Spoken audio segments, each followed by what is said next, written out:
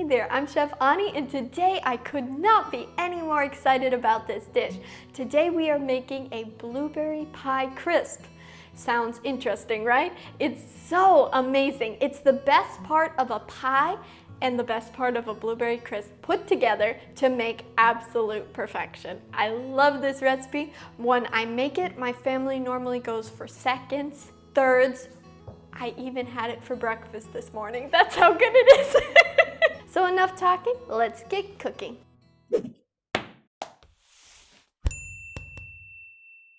So we're going to get started by making the crust for our blueberry pie crisp. I am going to start in a food processor with some flour. And the reason I do this in a food processor, it's so simple. When you put it in there, it pulses it all together for you, makes it super easy. But if you don't have a food processor, you can do it in a bowl and just use a pastry cutter to cut in the oil. So just because you don't have one of these doesn't mean you can't make this. We're going to now add in a little bit of salt, and we're going to pulse that together. A squirt of lemon juice. This just brightens the flavor of this. And then we're going to go in with some coconut oil as well. Coconut oil adds such a nice flakiness to your crust. And if you don't like the coconut flavor, you just use refined coconut oil. If you don't mind the coconut flavor, use unrefined. If this seems dry, you can just add in some ice water, and you want to do this very slowly because too much liquid makes it easy to overwork the crust and it won't be as nice and flaky. Like today I'm feeling this and I'm going, I don't think it needs the water. So sometimes it does, sometimes it doesn't. You just kind of have to see that. So a good way to know is I just like to take some of this crumbly mixture out of here and give it a very light little squeeze. If it comes together pretty easily, you're good to go.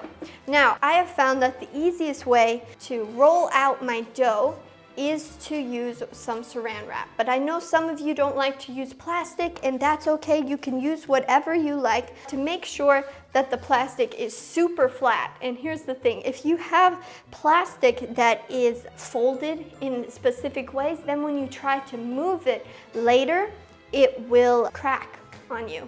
So you want to make sure that this is as smooth as possible. And then we're going to divide it in two.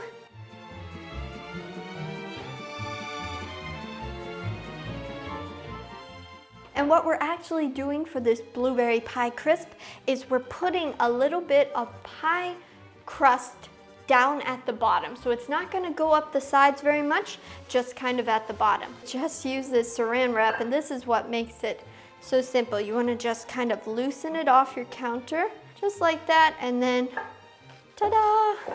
The nice thing about this is you don't have to worry about the crust and the going up the sides and stuff and the prettiness of it because it's down in the bottom. It's not going to affect too much. So that looks really good. Now what are we doing for the top? So this is extra special. We're going to have these little pie crust, beautiful pie crust things in little star shapes. Now you could use whatever type of shape you like, but I love stars.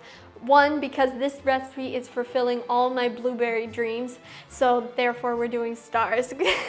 And I've found that if you press down with your cookie cutter and then you give it a little wiggle and you kind of drag it around a little bit, sometimes it'll kind of release and then you can pop it off somewhere else.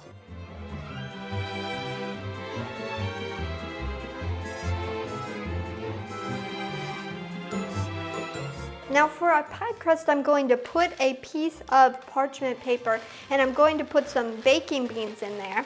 Or if you have pie weights of some sort, that works really well too.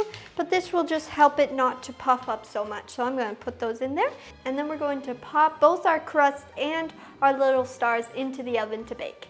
So the next thing we're going to do is to make the filling for our beautiful blueberry pie crisp. We're going to start with some apple juice concentrate. This is just frozen juice concentrate, and it just cuts down a little bit on that sweetness and gives you more of a natural sweetener.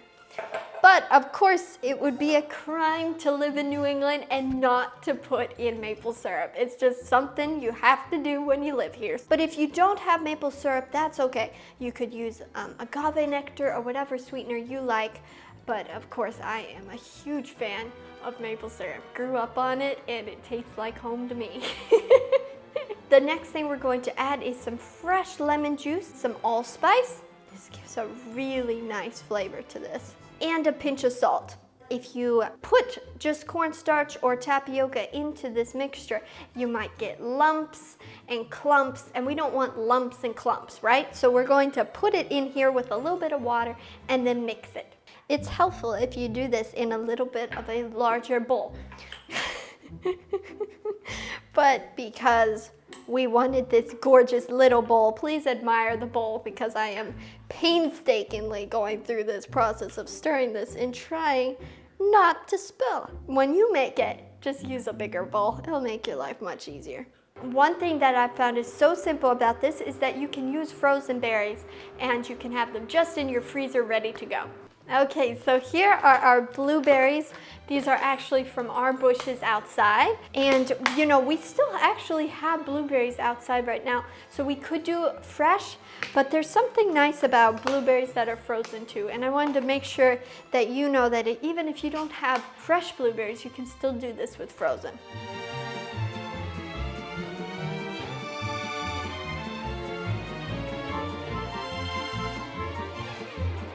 Okay, so now our pie crust has come out of the oven and we have all the components we need to make this fantastic dessert.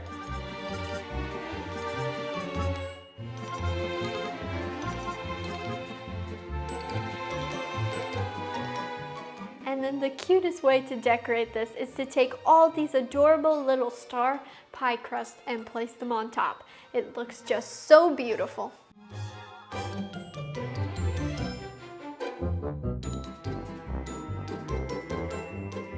Let's give it a taste.